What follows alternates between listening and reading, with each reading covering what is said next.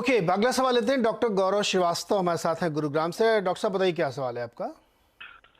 नीरज वाजपेयी जी और श्रीवास्तव जी, आप लोगों को बहुत बहुत बहुत good morning and festival greetings. Good morning sir. Good morning. Vajpayee ji, मैं आपका बहुत बड़ा प्रशंसक हूं। मैं आपका बिजनेस चैनल पे तो देखता हूं, आप इतने अच्छे से करते हैं, और आपकी जो पॉलिटिकल डिबेट्स होती हैं वो भी आप बहुत प्यारे ढंग से, बहुत सॉफ्टली और बहुत फर्मली करवाते हैं। तो I am a big fan of yours, equally fan of Shrivastava ji. तो मेरा एक सवाल है कि I have 1000 shares of Tata Power at the rate of 225 and I have a long term view. मेरा long term view है, मतलब 4 साल 5 साल I have no issues with that.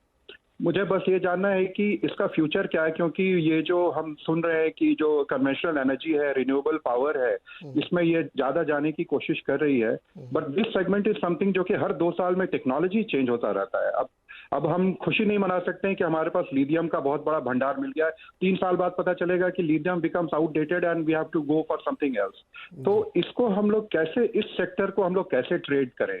मतलब I am a long term investor, money is not an issue. आप बोलेंगे तो मैं एवरेज भी कर सकता हूँ, but actually how to go about this field? Thank you sir, thank you so much. Sarvan ji, पहले आप बताएं। नहीं, बहुत बहुत धन्यवाद इनका।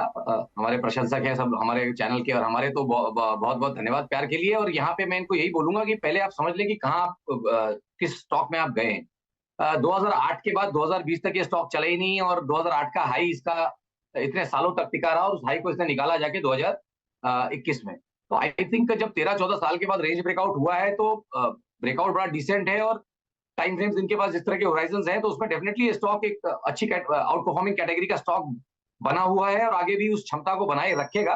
बट ये भी समझ के चलें कि भाई थोड़ा ये जो सेक्टर है, थोड़ा सिक्लिकल कमोडिटी बेस्ड सेक्टर है, तो थोड़े बहुत उतार चढ़ाव यहाँ आते रहेंगे।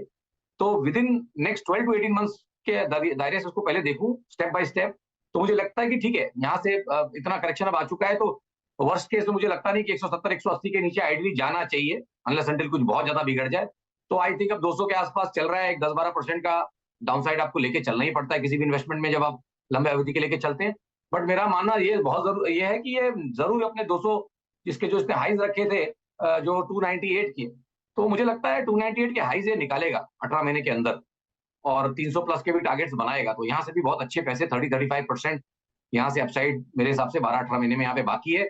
वर्स्ट केस मैंने बोला 170-180 के लेवल्स हैं, तो जो वहां पे उसके नीचे कहीं अगर इनको स्टॉप लॉस भी रखना है तो रखें 168 के आसपास, बट मेरे हिसाब से ट्रेड में बने रहें। जी डॉक्टर साहब, इसमें फंडामेंटल जो कहानी है, देखिए ये यूज़ केस में ज़्यादा जा रहे हैं। जैसे चार्जिंग स्टेशंस ये बड़े पैमाने पे लगा रहे हैं, जो इलेक्ट्रिक व्हीकल के चार्जिंग के लिए है, तो वो तो इनका एक बहुत ही बढ़िया बिजनेस है, और धीरे धीरे ये रिन्यूएबल को भी अपने पोर्टफोलियो में शामिल कर रहे हैं। तो बात जहाँ तक थी कि लिथियम बैटरी की या तमाम, तो इनकी जो सब दूसरी कंपनी है इसी ग्रुप की, टाटा केमिकल्स, वो एक फैक्ट्री लगा रहे हैं, वो अलग है, सेपरेट है।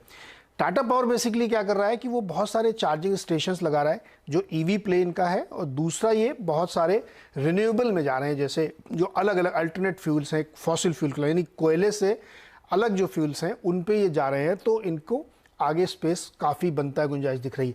अगले 10, 12, 15 साल तक आप ये मान के चलिए डॉक्टर साहब कि ये जो एनर्जी मिक्स है ये एक साथ चलेगा। ऐसा नहीं कि एकदम से कोई चीज़ रिडंडेंट हो जाए, उसमें सारी चीज़, गैस भी चलेगी, विंड पावर भी चलेगी, लिथियम बैटरी भी चलेगी, सारी चीज़ें साथ चलेंगी। फिर उसके बाद धीरे धीरे टेक्नोलॉजी जब अपने आप को शेपअप करेगी कॉस्ट वाइज, तब शायद कोई एक चीज़ ले।